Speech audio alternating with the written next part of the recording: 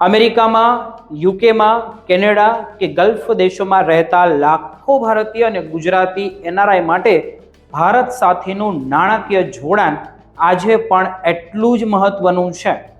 પરંતુ ઘણી વખત અજાણતા થતી નાની ભૂલો કરોડો રૂપિયાનું નુકસાન અને કાનૂની મુશ્કેલીનું કારણ કેવી રીતે બની શકે છે?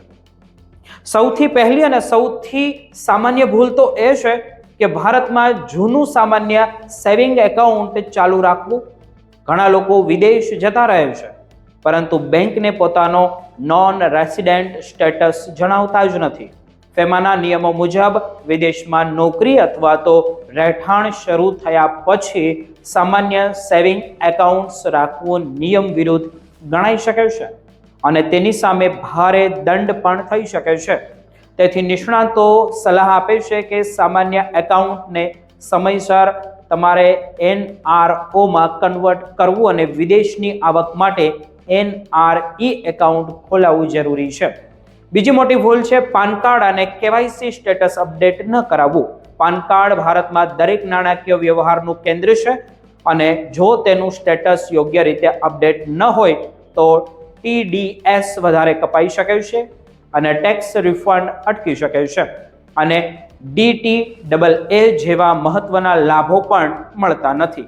ઘણીવાર એનઆરઆઈને લાગે છે કે પાન આધારિત જે લિંકિંગ જ મુખ્ય બાબત છે, પરંતુ વાસ્તવમાં બેંક અને નાણાકીય સંસ્થાઓમાં નોન રેસિડેન્ટ KYC અપડેટ કરાવવું એટલું જ જરૂરી છે.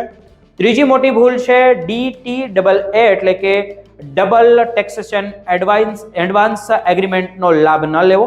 ભારતના અનેક દેશો સાથે કરાર હોવાથી NRO FD પર લાગતો ઊંચો TDS ઘટાડી શકાય છે, પરંતુ તેના માટે સમયસર ફોર્મ 10F અને ટેક્સ રેસિડેન્સી સર્ટિફિકેટ જમા કરાવવું પડે છે. આ પ્રક્રિયા ન કરનાર ઘણા એનઆરઆઈ દર વર્ષે મોટી રકમ ગુમાવે છે. મિલકત વેચતી વખતે પણ ઘણી મુશ્કેલીઓ તેમને ઊભી થાય છે. નિયમ મુજબ ખરીદનાર ઘણીવાર આખી વેચાણ કિંમત પર TDS કાપે છે, જેમના કારણે વેચનારના લાખો રૂપિયા અટવાઈ જાય છે. મિત્રો, આથી નિષ્ણાંતો લોઅર ડિટેક્શન સર્ટિફિકેટ અગાઉથી મેળવવાની સલાહ આપે છે, જેથી ટેક્સ માત્ર અંદાજિત નફા પર જ કપાય. બીજી તરફ મ્યુચ્યુઅલ ફંડ અને ડીમેટ એકાઉન્ટમાં જે નોમિની ન ઉમેરવાય પણ ગંભીર ભૂલ બની શકે છે.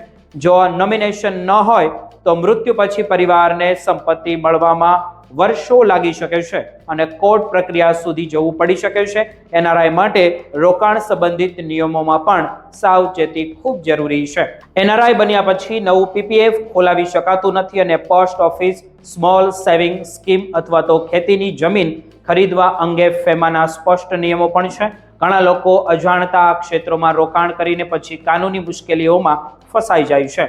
એટલું જ નહીં, ભારતમાં ટેક્સેબલ આવક હોવા છતાં જે ITR ન ભરવી પણ ગંભીર ભૂલ છે. રિટર્ન ન ભરવાથી દંડ, વ્યાજ અને TDS રિફંડ ગુમાવવાનો સૌથી મોટો એનઆરઆઈનો ખતરો તેમને રહે છે. સૌથી મહત્વની બાબત તો એ છે કે રેસિડેન્શિયલ સ્ટેટસ યોગ્ય રીતે જાહેર કરવો, કારણ કે ઇન્કમ ટેક્સ અને ફેમા બંનેમાં તેની વ્યાખ્યા અલગ જ હોય છે અને ખોટું ડિક્લેરેશન ભારે પેનલ્ટી તમને આપી શકે છે. સાથે સાથે કરન્સી જે રિસ્કને અવગણવું પણ ન જોઈએ, તે પણ નુકસાનકારક છે, કારણ કે કાગળ પર દેખાતો નફો વિદેશી કરન્સીમાં બદલાતા ઘણી વખત ઓછો થઈ જાય છે. જોકે જો અજાણતા ફેમાનું ઉલ્લંઘન થઈ ગયું હોય તો પણ કાયદામાં કમ્પાઉન્ડિંગ જેવી રાહત ઉપલબ્ધ છે. અંતે નિષ્ણાંતો એવું કહે છે કે એનઆરઆઈ માટે સફળ ફાઇનાન્શિયલ પ્લાનિંગનો અર્થ માત્ર પૈસા કમાવામાં જ નથી, પરંતુ ફેમા, ટેક્સ અને બેન્કિંગ નિયમોની સાચી સમજ સાથે સમયસર યોગ્ય પગલાં લેવામાં આવે તો જ તે લાભ આપે છે, કારણ કે એક નાની બેદરકારી, એક નાની ભૂલ જીવનભરની અમેરિકન ડ્રીમ જે પણ તમારું હોય તેને ઉપર પાણી ફેરવી શકે છે.